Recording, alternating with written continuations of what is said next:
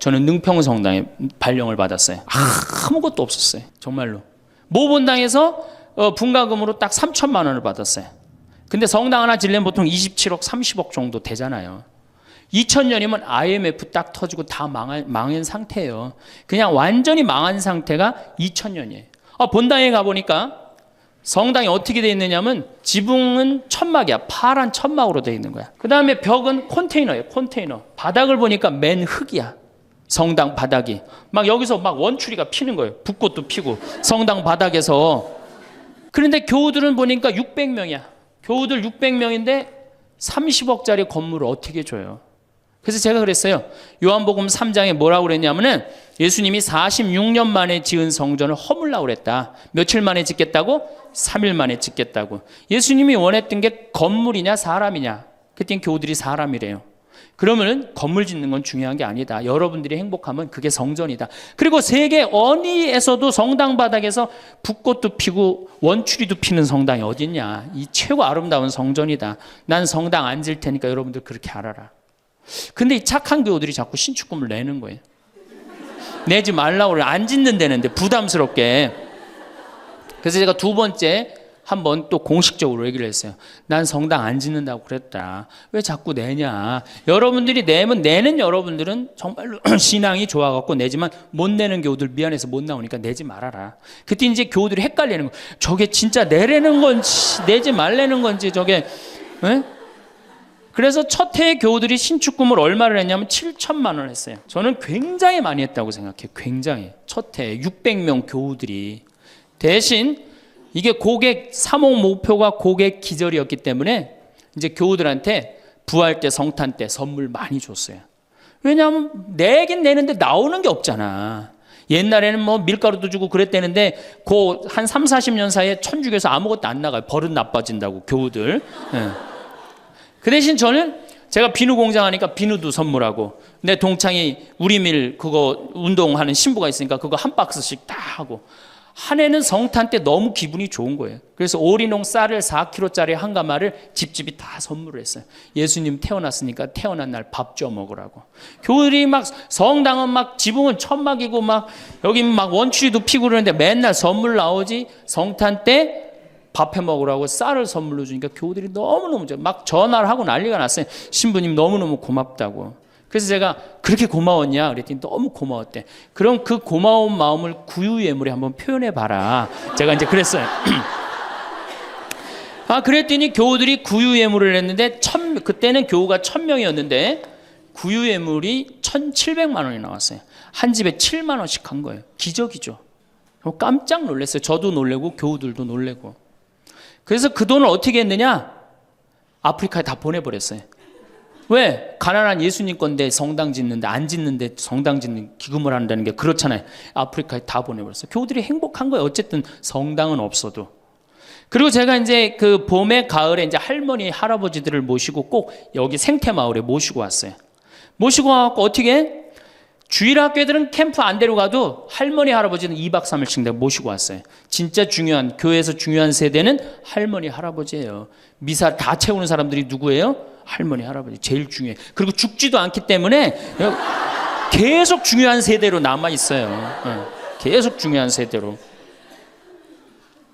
그래서 이제 할머니 할아버지들을 모시고 와서 5월달 지금부터 이제 취나물 납니다. 고사리 납니다. 그럼 내가 뜯어갖고 같이 밤에 여기 모닥불 펴놓고 며칠 전에도 만수 일동 노인대학에 와서 모닥불 펴놓고 근사하게 놀고 갔어요. 모닥불 펴놓고 고기 구워 먹고 거기서 같이 춤추고 노래하니 할머니 할아버지들이 70, 80 평생 그래본 적 있어요 없어요? 한 번도 없는 너무너무 행복한 거예요. 여기 또 래프팅도 제가 시켜드려요. 할머니들 래프팅. 그래 이제 82살 먹은 스텔라 할머니가 허리가 이렇게 구부러졌는데 자기는 안 내려간다는 거예요. 왜?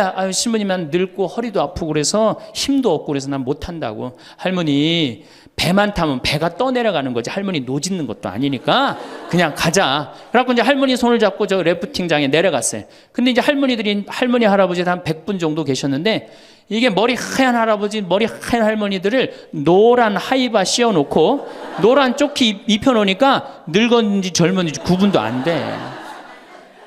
얼마나 이쁜지 몰라요. 그러고 딱 배를 타고 내려가 보니 얼마나 좋아요. 배가 두둥실 떠내려가는 것처럼 마음도 어때요? 나이 먹었다고 여러분들 감정이요, 늙었다고 감정이 없는 게 아니에요. 늙으면 늙을수록 더 감정이 더 정말로 애틋합니다. 그 할머니들 보니까 막 소양강 처녀 부르고 뭐 두만강 부르고 할아버지 배에 물 껴지고 난리도 아니야. 이제 2시간이 지났어요. 래프팅이 끝나고 할머니가 패들이라고 그래. 패들을 이렇게 쥐고 이렇게 허리가 구부러졌으니까 이렇게 올라왔어요. 할머니 어땠어요? 그랬더니 이 할머니 하시는 말씀이 죽어도 좋아. 그래요. 죽어도 좋아. 이 고객은 기절을 한 거예요. 이 할머니가 애들을 8을 낳는데 본당에 돌아가갖고 그랬대요. 니네들 다 모여봐라. 다 불렀대요. 죽전, 분당, 여기 사는 교우들 다, 아들, 딸들을 다 불렀대요. 니네들 내가 80평생 살 동안 나하고 2박 3일 놀러 가고 모닥불 피고 나하고 내 손 잡고 춤춰준 적 있냐? 없지. 니네들 내가 늙었다고 나 래프팅 시켜준 적 있냐? 없지. 근데 우리 신부님이 지금은 40대지만 그때는 30대였거든. 30대 중반. 우리 신부님이 그걸 다 해줬다. 나는 우리 신부님 너무너무 행복하다, 신부님 때문에. 근데 이 신부님이 성당을 줘야 되는데 돈이 없다. 돈이 없으니까 니네들 나한테 못 해준 거 돈 갖고 와라. 그래서 할머니가 신문지에 돈을 이마만큼 싸갖고 왔어요. 이거 뭐냐 그러니까 신부님 이거 내가 신축금으로 자식들한테 걷어온 거래. 그러니까 이 고객이 기절하니까 내가 시키지도 않았는데 앵벌이를 알아서 해갖고 와.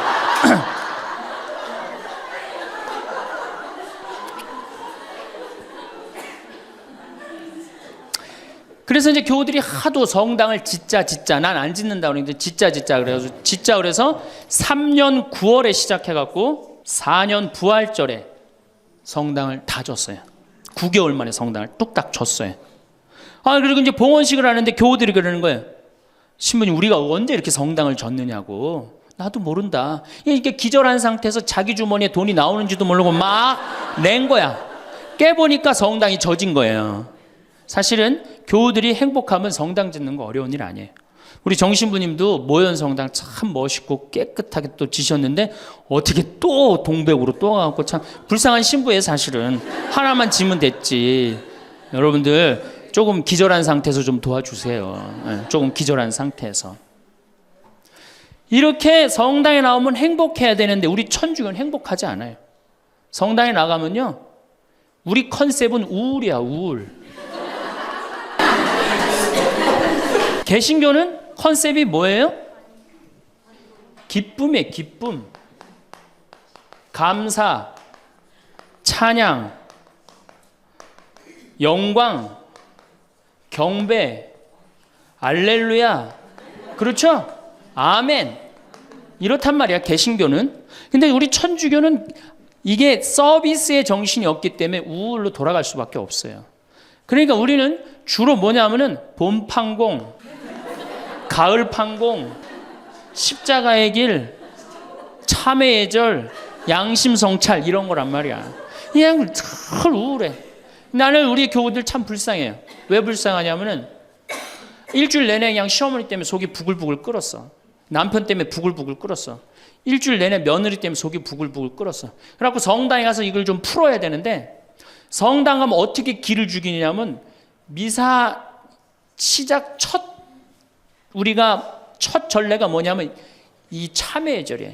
그래갖고 뭐라고 시키냐면 내 탓이오, 내 탓이오, 내 큰 탓이라고 그러니 이게 풀로 왔는데 이게 풀로 오는 게 다 다시 내 탓으로 다 내가 지고 다시 집에 가는 거야. 이게 미치는 거죠. 제가 한번 어느 성당에 환경 강의를 간 적이 있어요. 환경 강의를 갔는데 고해성사를 미사 전에 이제 주로 들어갔는데 고해성사 앞에 그 고해소 앞에 양심성찰 그 항목을 쭉 적어놨는데 거의 100가지를 적어놨더라고.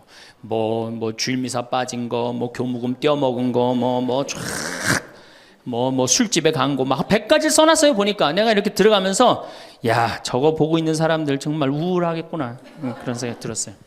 아니나 달라 한 형제가 딱 들어오더니 숨을 팍 쉬더니 신부님 내가 3년 만에 성당에 왔는데 저거 앞에 보니까 안 걸리는 게 없다. 그중에 특별히 6번, 27번, 65번이 걸린다는 거예요. 이놈 100가지 중에 그걸 내가 어떻게 알아? 6번이 무슨 죄인지. 그래서 내가 보석으로 2번, 6번, 8번 하라고 그랬어요.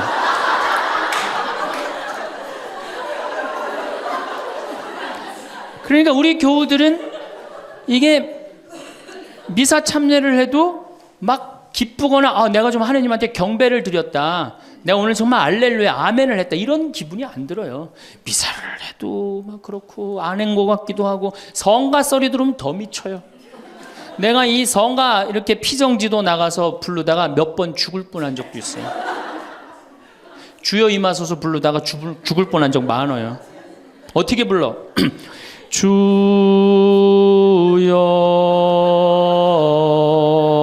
임하. 언제 숨 쉬어야 돼 이거? 이러니 죽는 거지. 이러니까 죽는 거지. 여러분들 개신교 이거 4분의 3박자로 불러요. 개신교.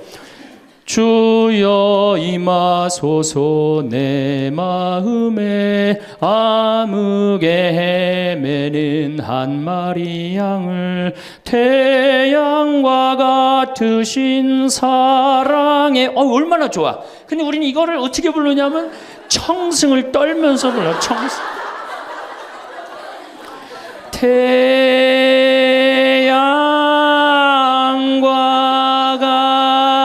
같으신. 태양이 무슨 놈의 태양이? 그런 태양이 있어요. 성가하고 나면 힘들어. 막 기쁜 게 아니라. 그렇지 않아요?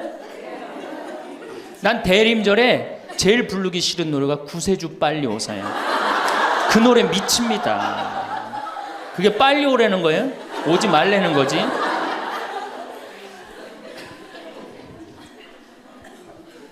주일학교 아이들을 보면은 참 불쌍해요.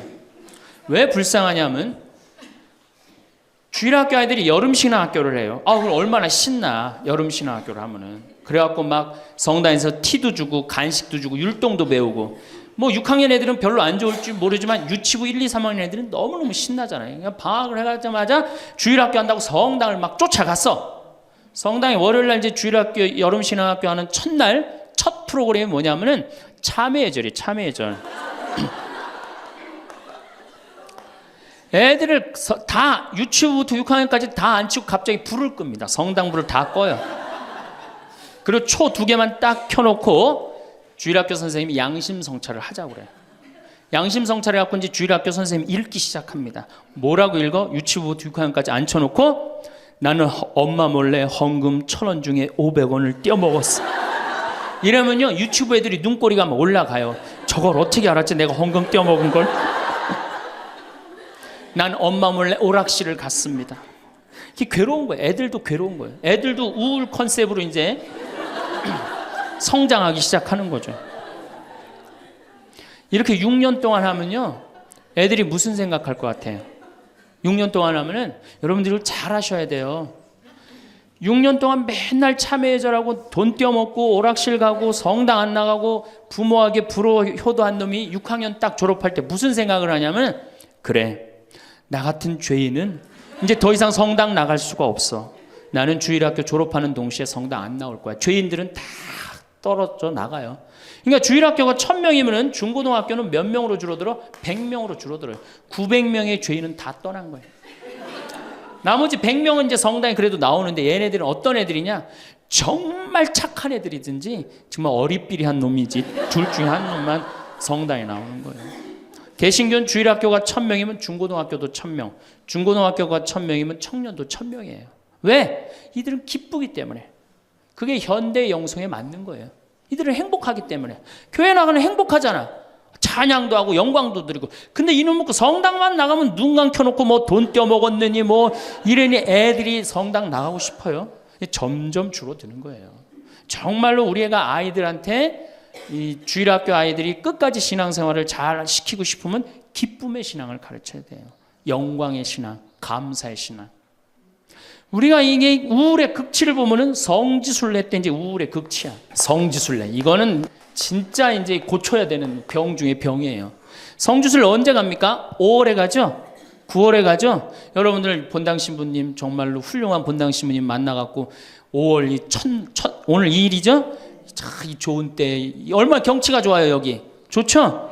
이렇게 좋은데 딱 들어와서 장미 만발하고 철쭉 쫙 펴있고 하늘은 파랗고 구름도 높고 얼마나 좋아. 가을에 코스모스 만발하고. 근데 이제 솔매로 성지순례를 간단 말이야. 근데 막 버스를 타려고 그랬는데 내 마음에 맞는 자매가 내 같은 버스를 탔어. 그럼 막 손잡고 팔짝팔짝 뛰어. 그 다음에 허리에는 돈주머니도 차고 간식도 했단 말이야. 근데 레지오 단장이 가만히 보니까 우리 컨셉은 우울인데 저거 너무 들떴다. 그래갖고 이제 버스에 딱 올라타면은 묵주를 딱 꺼내라고 그래.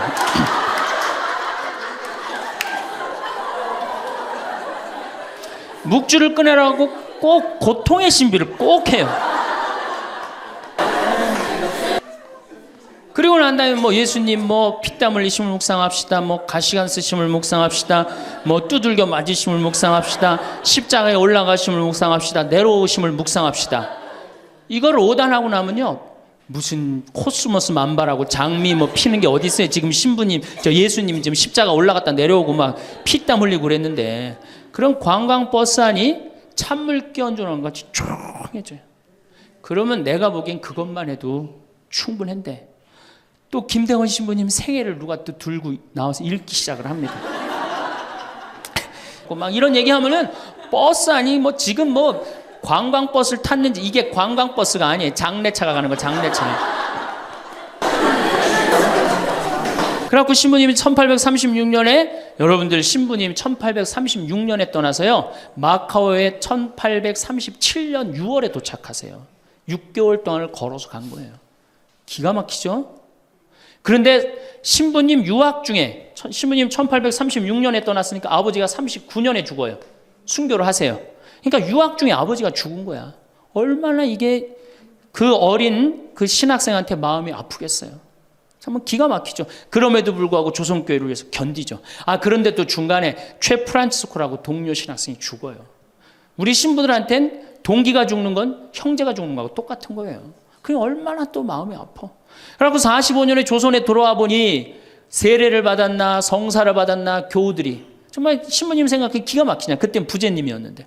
그래갖고 빨리 신부님을 영입해야 되겠다. 그리고 이제 서해 바다에서 배를 요 12m 정도밖에 안 되는 배를 타고 그거를 상하이를 건너간다고 간 거예요. 어부들은 신부님이 하도 그 부제님이 하도 똑똑하고 그러니까 항해수를 아는 줄 알고 무조건 따라갔는데 항해수를 알긴 뭘 알아. 저쪽이 중국일 것이다. 가자. 그리고 간 거예요. 그러니 돛 떨어지고 닷 깨지고 20일 동안 표류를 합니다. 정말 죽을 둥 살 둥 해갖고 중국에 도착을 해요. 상해 가갖고 또 고초를 겪고.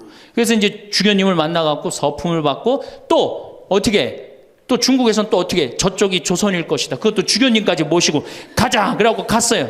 갔는데 웬걸 딱 도착을 했는데 사람이 말을 했는데 이상한 말을 하는 거. 어디서 와서 꽝 이러는 거예요. 제주도로 간 거예요. 제주도로. 잘못 가갖고. 제주도에서 또 미사를 봉헌하시고 인천 아파트로 와서 사목을 하는데 잠을 잡니까? 뭐를 합니까? 그러다가 6월 달에 순이도에서 붙잡히세요. 붙잡혀갖고 한양으로 압송을 되는데 6월에서 9월이면 여름을 지나는 거 아니에요? 얼마나 똑똑해. 세계 지도 그릴 줄 알지, 라틴어 할 줄 알지, 중국어 할 줄 알지. 이 급변하는 세상에서 나라를 위해서 일 좀 하려고 그러는데 우리 대장 예수님을 두고 내가 어디를 하느냐 이래갖고 그냥 당당하게 이렇게 견디시잖아요. 그래갖고 막 신부님 허벅지를 때려. 그래갖고 막 구데기가 끓고 그러죠. 그러다 9월 16일 날 신부님이 순교를 하셔요. 세남토에서. 근데 돌아가실 때 또 어떻게 돌아가시느냐? 이쪽으로 되면 잘 자르겠느냐, 저쪽으로 되면 잘 자르. 얼마나 용감하세요. 이렇게 훌륭한 성인 신부님을 모시고 사는데 여러분들 뭐 하는 거냐? 주일 미사도 잘 안 나오고 선교도 안 하고. 그럼 또 그냥 팍 기가 죽어갖고 고개를 또 우울 컨셉으로 고개를 숙이는 거야. 자, 장하다 순교자 합시다. 장하다 순교자 주 이러면 진짜 장례차가 가는 거예요. 그래갖고 이제 성지에 도착을 하면은 시키지 않았는데도 십자가 얘기를 알아서 해요. 시키지 않았는데. 그리고 이제 밥을 먹고 나면은 레지오 단장이 미안한 거야. 그래도 1년에 한 번 관광버스 타고 나왔는데 이거 묵주기도부터 기죽이기 시작해갖고 뭐 신부님 생에 막 아버지도 죽고 할아버지도 죽고 엄마는 거지가 돼서 돌아다니고 막 장하다 순교자까지 하고 막 십자가 얘기를 하고 하늘은 파랗고 꽃은 만발한데 너무 우울해. 그럼 이제 전심 때 술을 따르기 시작합니다. 한 잔씩 먹이기 시작해요. 한 잔씩 먹이고 돌아올 때 보면요, 가관이 아니에요. 분명히 갈 때는 장하다로 갔는데 올 땐 차차차로 오는 거예요.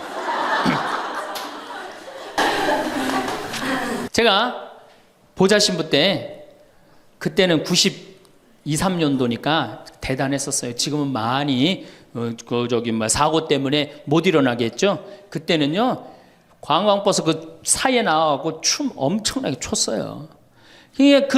내가 거긴 굉장히 큰 성당인데 7개 꾸리아였어. 여성 꾸리아가 4개나 있었어요. 성주순례를 가고 싶은데 젊은 보좌 신부랑 가고 싶은 거예요. 나한테 한 달을 조르는 거, 가자고. 난 가기 싫다.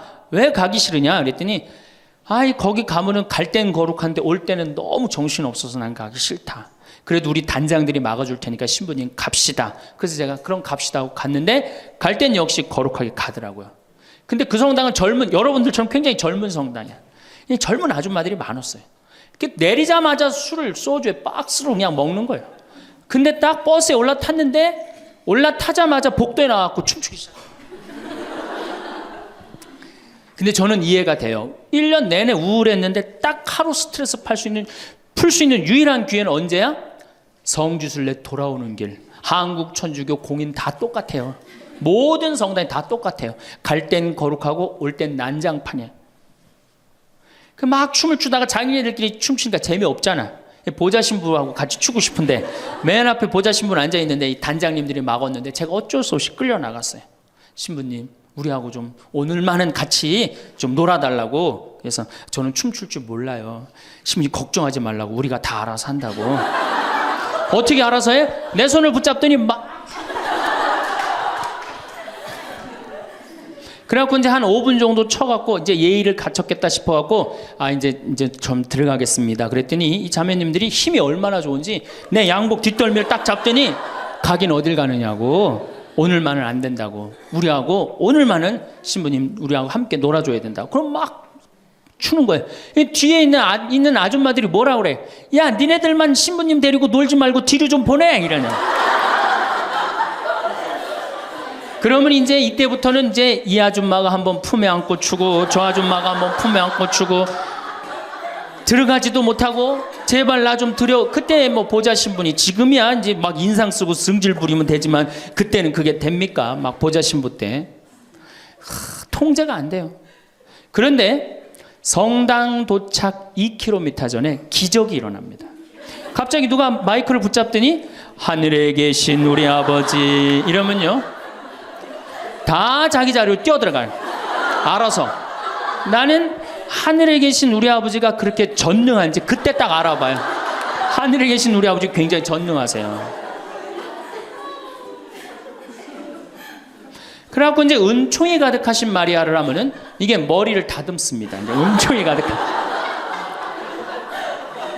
그리고 이제 영광이를 해요. 영광이 하면 이제 우울해지는 거예요. 그리고 사회자가 한마디 합니다.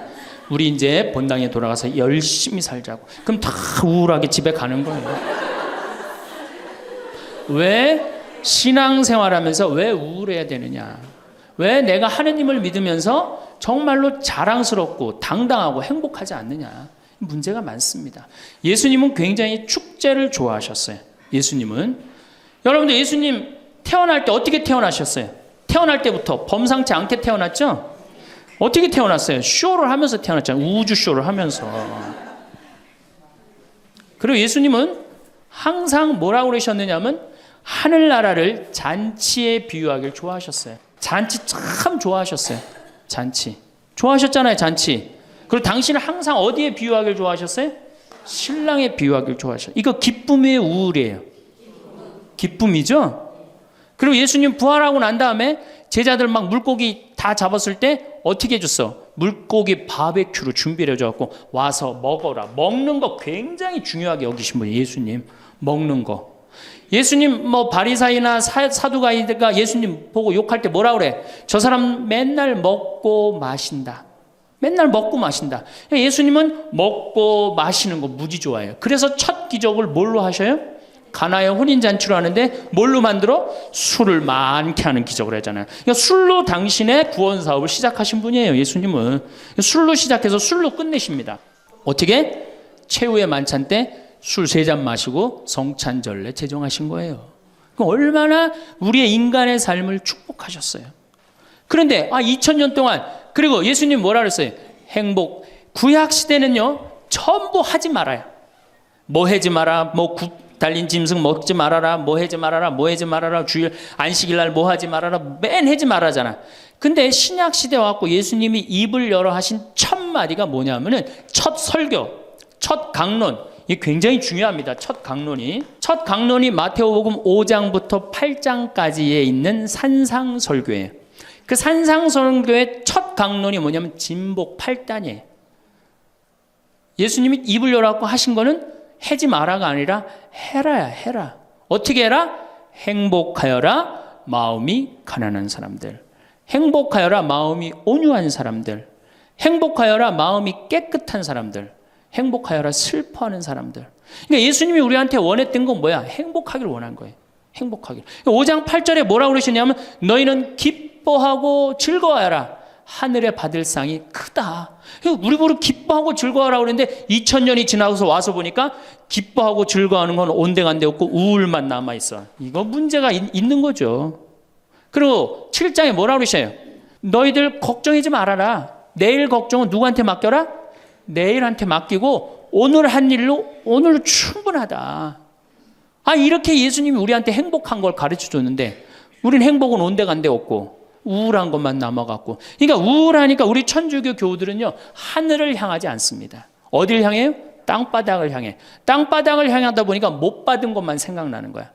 그러니까 우리가 받은 게 999가지인데 하느님한테 그거 감사. 여러분들 이 아름다운 자연 공짜로 보는 거 감사해 안 감사해?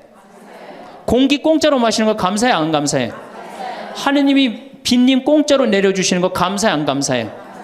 북한에서 안 태어나고 남한에서 태어난 거 감사해 안 감사해? 감사하죠? 감사할 게 얼마나 많아. 이 하늘을 봐야지 감사한데 우린 우울하니까 땅바닥만 보는 거야. 그러니까 못 받은 것만 생각나는 거예요. 못 받은 거 더 달라고 하느님 부담스럽게 묵주기도 9일기도 54일기도 해가면서 계속 달라고 그러고. 그냥 우울한 컨셉은 이렇게 영성이 따라갈 수밖에 없어요. 이제 여러분들 감사하십시오. 데살로니가 전서 5장 16절에 뭐라 그래? 항상 감사하시오. 항상 기도하시오. 항상 기뻐하시오.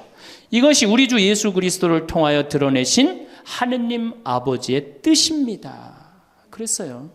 여러분들 정말로 내가 하느님을 믿는다, 내가 천주교 신앙생활을 한다, 그러면은 그거는 굉장히 당당한 거고 감사한 거고 영광스러운 거예요. 근데 우리 자꾸 젖어들어요. 오그라들어. 내가 신학생 때 한번 밥을 먹으면서 일반 음식점에서 성호를 긋고 밥을 먹었어요. 성부와 성자와 성령의 이름으로 아멘하고 밥을 이렇게 기도를 하고 먹었는데 반대편에 앉아있는 형제가 내가 보긴 성당 다니는 형제 같아 보니까. 근데 저 젊은 놈이 성호를 긋고 밥을 먹으니까 굉장히 미안했나 봐요. 그래서 이렇게 보는데 내 눈에 딱 띄었어요. 허벅지에 십자가를 이렇게 긋고 먹더라고요. 우리 신앙이 자꾸 이렇게 오그라드는 거예요. 우리가 하느님께 받은 은혜가 너무 많으면은 하느님께 영광 드리고 그 받은 은혜에 대해서 다른 사람한테 자랑하는데 우리는 그런 영성이 없어요. 못 받은 것만 생각나고. 그러니까 이 감사기도, 찬양기도, 영광기도 드리는 것보다는 간구기도가 훨씬 많아요. 우리가 간구기도를 하다 보면 자꾸 하느님을 의심하게 됩니다.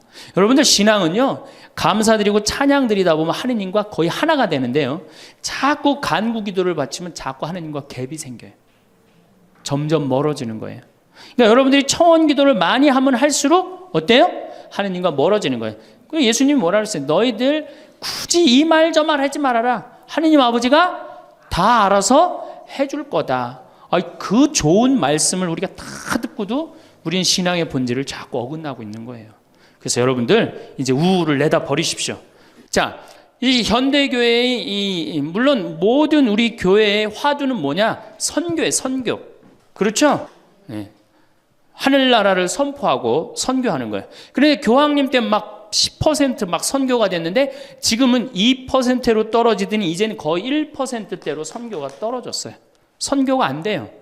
성당에 안 나와요, 요즘. 누가 성당에 나와요? 더욱이 이 1%대로 떨어진 상태에서 천주교 교우가 500만이라고 그러는데 미사 참여는 125만 밖에 참여를 안 해요. 그러니까 4분의 1이 성당에 안 나오는 거예요. 여러분들, 우리 집안 식구가 4식구야. 4식구인데 주일날 같이 밥을 먹기로 했는데 한 명만 맨날 와서 밥을 먹어. 그 집 망한 집이에요, 안 망한 집이에요? 망한 집에 우리 천주교가 지금 신부들이 숫자가 없어갖고 교우들 많이 오는 게 그래도 잘 된다고 생각하지만 통계적으로 보면 망한 거예요. 그러면 왜 우리 이 교우들이 아니면은 사람들이 성당을 찾지 않느냐? 이거는 2만 달러가 넘어선 시대에는 이게 서비스를 원합니다. 대접받기를 원해. 2만 달러가. 이게 우리가 뭐 1,000달러, 2,000달러 땐 성당에서 신부님 막 혼내고 소리 질러도 어떻게 해요? 다 참고 살았어요. 왜? 내가 지질이 못 살고 있는데 여 성당 가서 욕 좀 먹는다고 어때? 근데 지금은 내가 그랜저를 타고 다니고 아파트 지금 동백지구 그 좋은 데에 거기 아파트를 내가 지금 살고 있는데 성당 가서 신부가 막 욕하고 소리 지른다고 거기 참고 나올 것 같아요? 안 나갑니다. 바로 옆 성당 운전하고 가요. 옛날엔 죽고 나서 하나 어딜 들어갔어? 거길 간 거예요. 근데 이제는 시대가 틀려졌어요. 여러분들은 사실은 하늘나라를 사신 고객이야. 예수님이 이 세상에 오셔서 뭐 팔고 가셨어요? 하늘나라 팔고 가셨어요. 로리베리 존슨이라고 최고 경영자 CEO라는 책을 쓴 미국의 경영 컨설턴트가 쓴 책인데 예수님은 하늘나라를 팔고 가셨다는 거예요. 저도 맞는 것 같아요. 여러분들은 하늘나라를 사신 고객이야, 고객. 근데 고객 경영의 가장 기본은 뭐야? 그렇지. 여러분들 만족하세요? 성당 나와서? 성당 본당 신부님 모시고 왔다고 또 괜히 또 이상한 소리 하지 마시고 솔직히 말씀하세요. 사실 성당 나와서 만족하는 교우들 거의 없어요. 내가 뭐 지금 한 수백 성당 강의를 다녀봤는데 만족하지 않아요. 구조 자체가 만족을 못하게 돼 있어요. 본당 신부님의 문제가 아니라. 이제 고객 경영의 다음은 고객 감동이야. 성당 나와서 감동 받아요? 더 못 받지. 감동 무슨 감동이야. 이제는 고객 기절의 시대야. 성당 나와서 기절해요? 기절하기 쉽지 않습니다. 그런데 여러분들 모 핸드폰 회사에서 10년 전에 처음에 핸드폰을 내놓을 때 선전 하나가 저는 생각이 나요.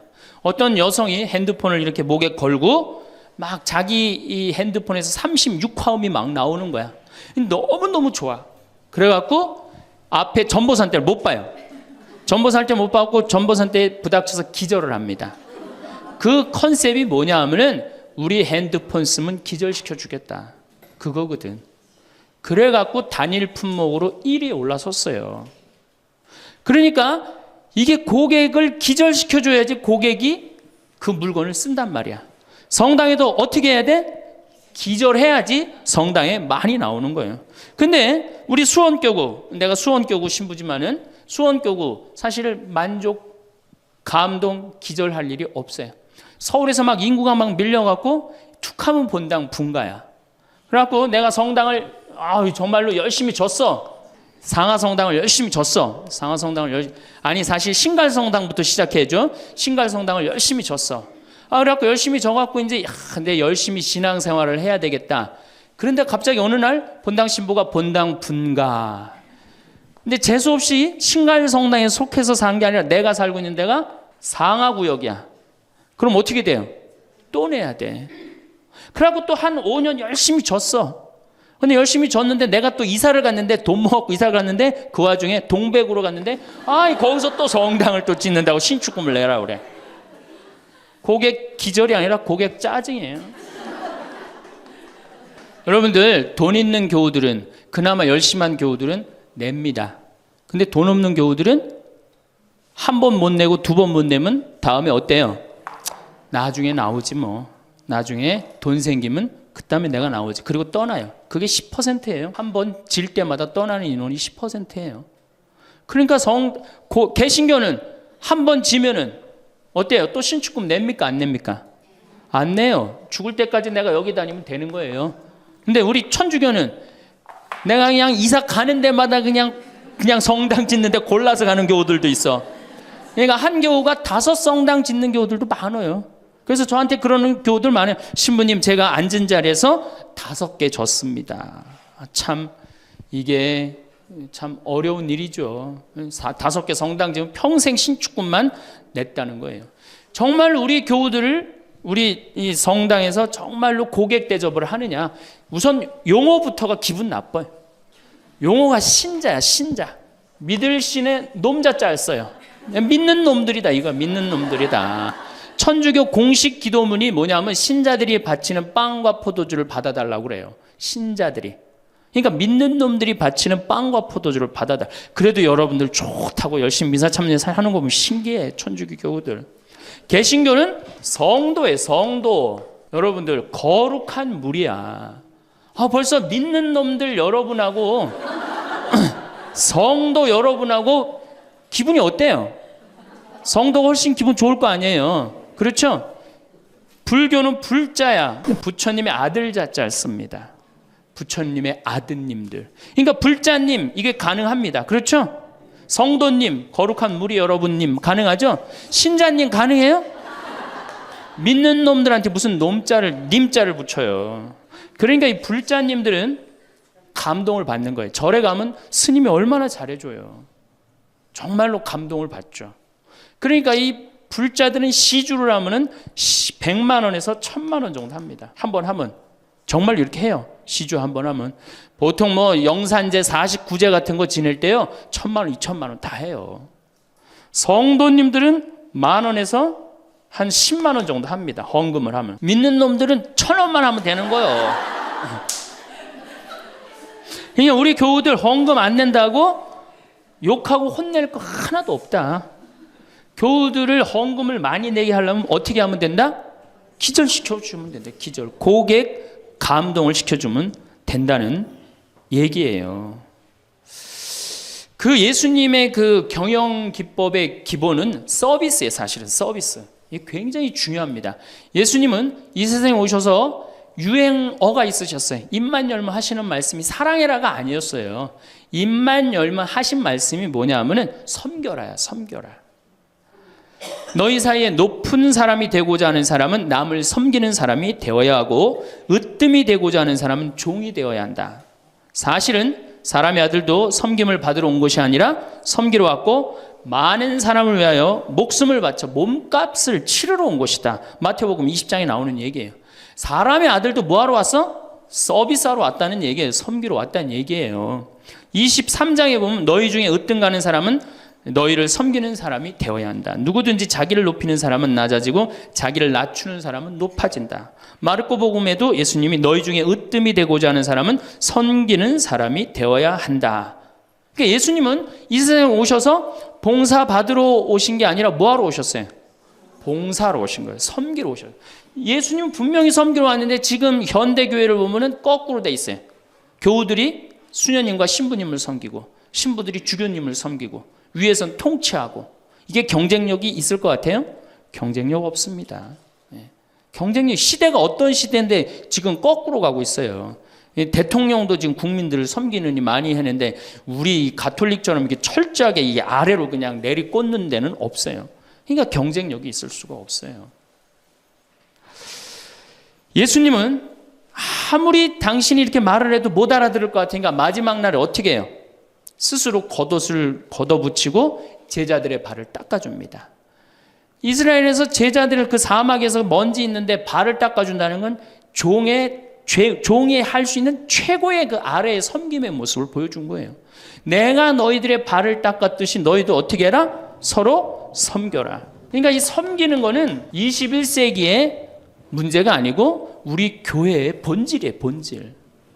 그러면은 여기 구역장님들이시죠? 반장님들이시죠? 오늘 오신 분들, 여러분들이 사실은 본당에서 누굴 섬겨야 돼? 교우들을. 신부님을 뭐하러 섬겨? 교우를 섬기라니까. 내 구역 식구, 반 식구를 얼마나 섬기느냐에 따라서 그 교회 공동체가 잘 되느냐, 잘 되지 않느냐가 결정되는 거예요. 제가 이렇게 환경센터, 수원에 우리 환경센터 있죠? 거기 직원 하나가 아니 내가 자기 그 월급을 주는 신부인데도 하루는 와갖고 나한테 얼굴이 하얘져갖고 나는 세상에 이렇게 훌륭한 신부님을 처음 봤대. 무슨 얘기냐? 자기가 이 어느 서둔동 성당에 다니는데 그때 내 동창 신부가 있었어요. 한 10년 전 얘기예요. 예, 동창 신부가 있었는데 자기 부인이 결혼을 하자마자 자궁에 문제가 있었고 병원에 입원을 한 거예요.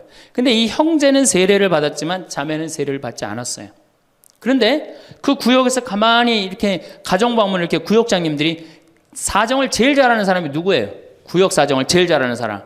본당 신부가 알아요? 모릅니다. 구역장님들이 제일 잘 알아요. 그래서 구역장님은 본당의 작은 신부들이야. 이분들이 진짜 섬길 줄 알아야 돼. 근데 가정방문을 가보니까 그 집이 결혼을 했는데 새색시가 입원을 한 거야. 그냥 본당 신부한테 가서 얘기를 한 거예요. 근데 그 본당 신부가 그 자매한테 형제한테 편지를 보냈어요. 형제님, 결혼하자마자 자매님이 이렇게 아파갖고 얼마나 걱정이 많으냐. 내가 우리 구역장님 통해서 병원에, 빈센트 병원에 입원해 있었으니까 병원에 방문을 시켜주고 집안도 좀 이렇게 좀 돌볼 수 있도록 하겠다. 그러니까 너무 걱정하지 말아라. 우리 교회 공동체가 자매님 건강 회복을 위해서 기도하겠다. 이 편지를 우리 직원 베드로라는 이 직원한테 보낸 거예요. 아니 안 그래도 마누라도 아프고 막 결혼을 막 했는데 마음이 막 울적한데 그것도 본당 신부님이 편지를 보내갖고 위로를 해주니 이 고객이 감동 받겠어 안 받겠어요? 감동 받을 수밖에 없어. 그래갖고 자기는 내 앞에서도 나는 우리 그 최 신부님을 제일 존경한다는 거예요. 이렇게 훌륭한 신부님이 어디 있냐는 거야. 이렇게 감동받고 아니나 달러 구역에서 병원에 가갖고 그 자매한테 기도도 해주고 또 집안 청소도 해주고. 그러니까 이 자매가 태어나자마자 뭐 했어요? 바로 입교했어요. 뭐 했어요? 바로 세례 받았어요. 이 자매가 세례를 받으니까 자기 친정 식구들 어떻게 돼? 당연히 따라서 세례를 받았어요. 우리가 길거리 뛰두르고 나가갖고 이른 양 찾기, 헌 양 찾기, 새 양 찾기 할 일이 아니에요. 진짜 선교 잘하려면 어떻게 하면 돼요? 감동시켜주면 돼요.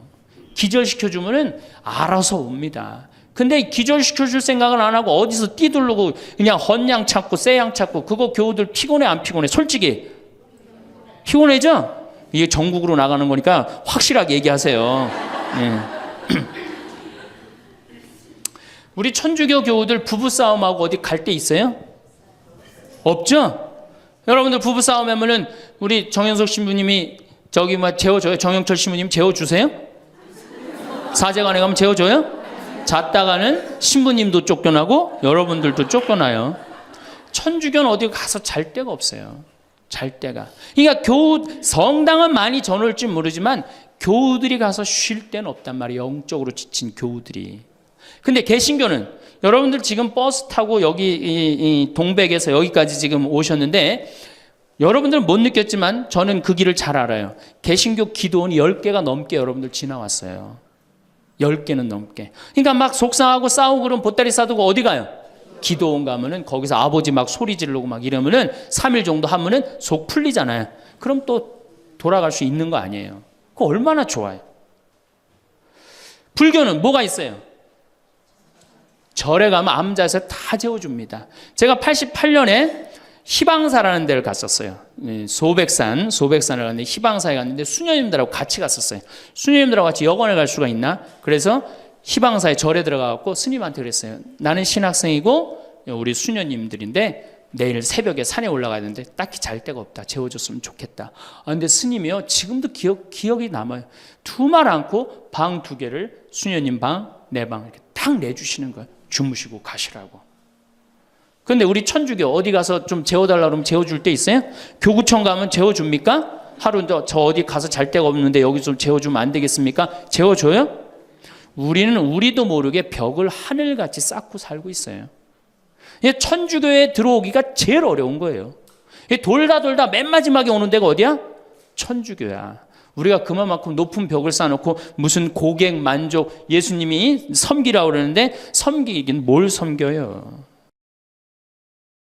우리는 언제부터인가 행복을 멀리 두는 습관을 갖게 되었습니다. 시험에 합격하면 행복할 거야. 좋은 직장에 들어가면 행복할 거야. 결혼하면 행복할 거야. 아이가 대학에 가면 행복할 거야. 이렇게 우리는 평생을 행복을 미래의 어느 지점에 걸어두고 살아왔습니다. 마치 행복이라는 것이 무언가를 반드시 이루어야만 손에 쥘 수 있는 보상인 것처럼 말입니다. 지금은 조금 힘들어도 참아야 한다는 말을 얼마나 자주 들어왔는지 모릅니다. 그리고 우리는 그 말을 당연하게 받아들였습니다.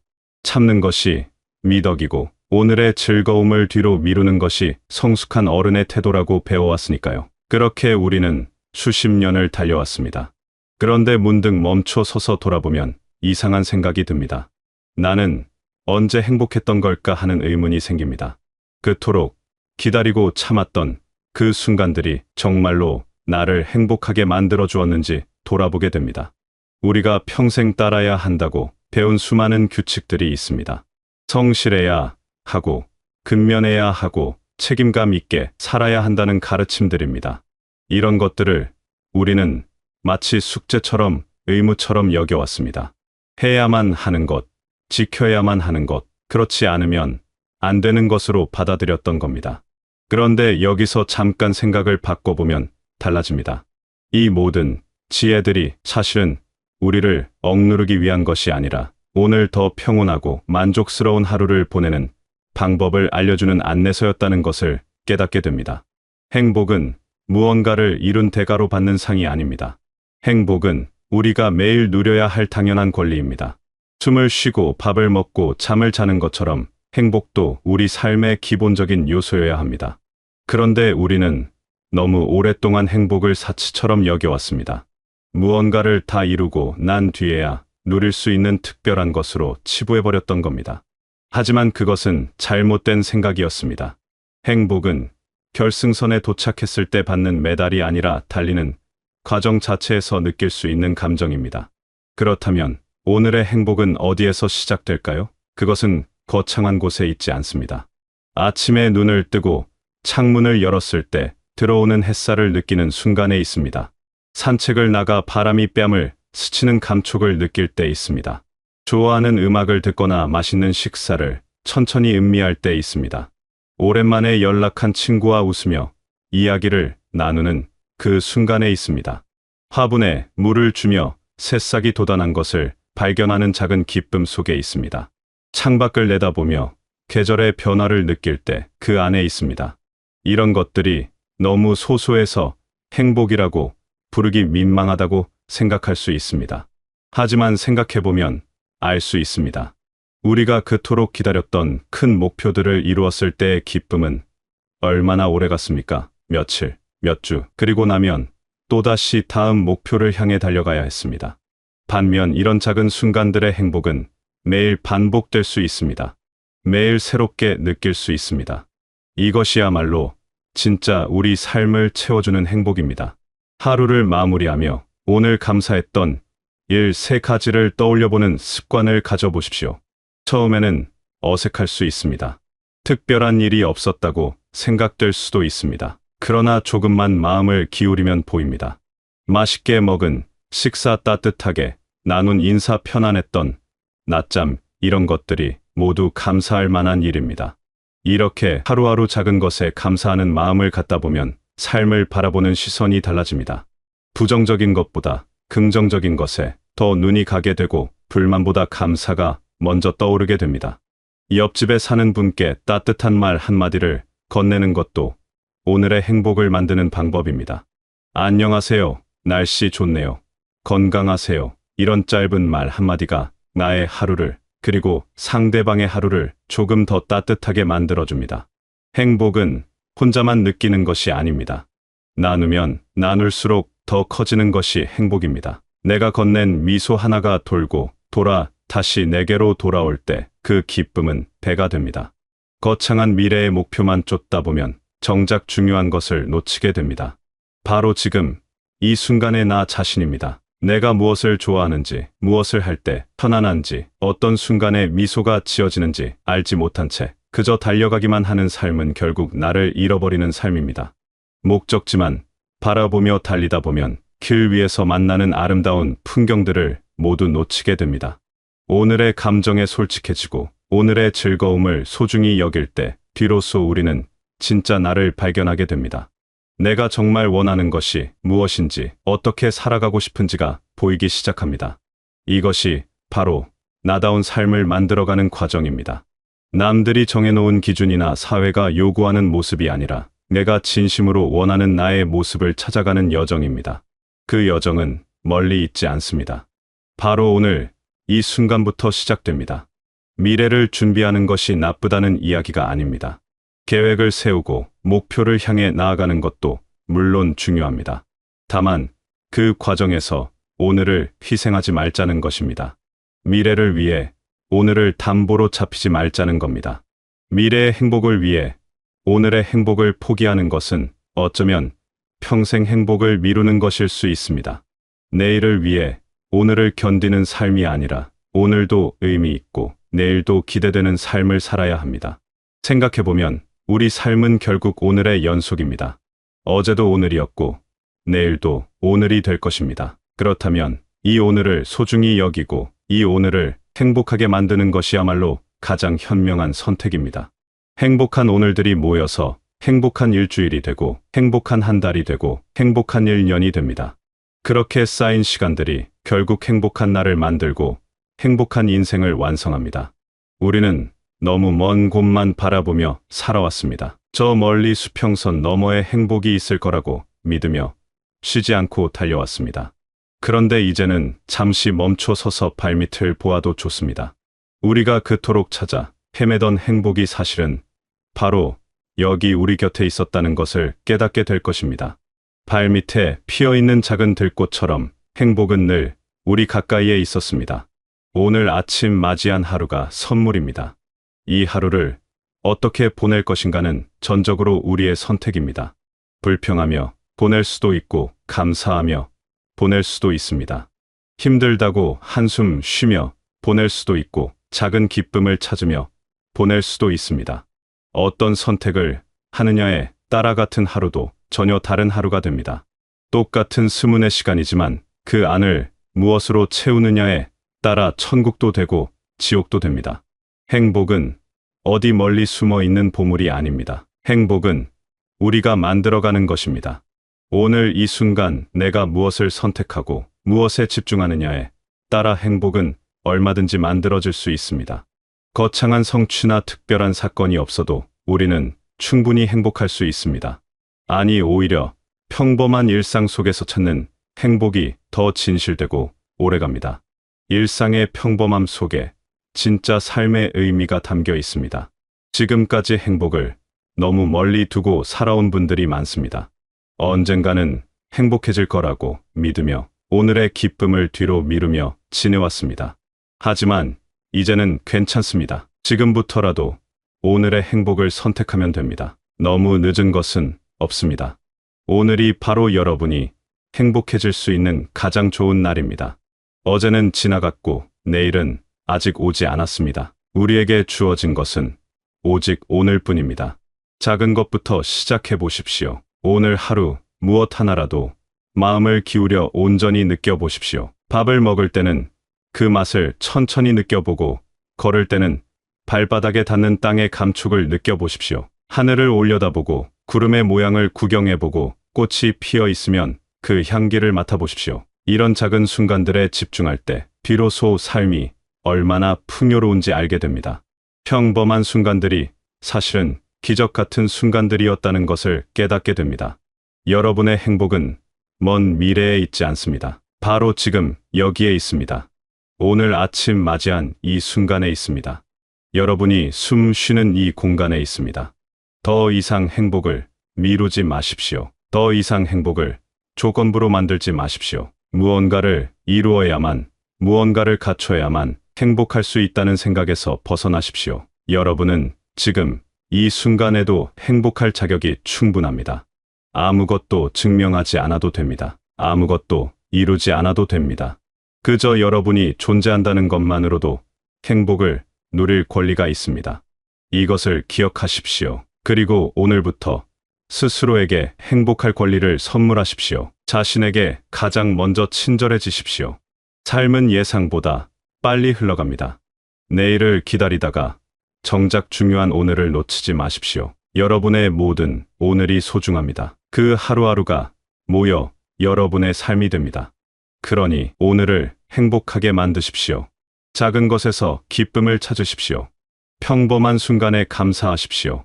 그렇게 하루하루를 소중히 여기며 살다 보면 어느새 여러분은 행복한 사람이 되어 있을 것입니다. 거창한 목표를 이루어서가 아니라 매일매일을 충실하게 살았기에 행복한 사람이 된 것입니다. 이것이 진정한 행복입니다. 이것이 지속 가능한 행복입니다. 잠깐의 성취가 주는 짧은 희열이 아니라 일상 속에서 느끼는 깊고 따뜻한 만족감이 진짜 행복입니다. 여러분의 오늘이 빛나기를 바랍니다. 여러분의 지금, 이 순간이 기쁨으로 가득하기를 바랍니다. 그리고 무엇보다 여러분 스스로가 자신에게 따뜻하고 관대한 사람이 되시길 바랍니다. 행복은 멀리 있지 않습니다. 바로 지금 여러분 곁에 있습니다. 그것을 발견하고 누리는 것은 여러분의 선택입니다. 오늘부터 행복을 선택하시고 매일매일 그 행복을 쌓아가시길 바라겠습니다.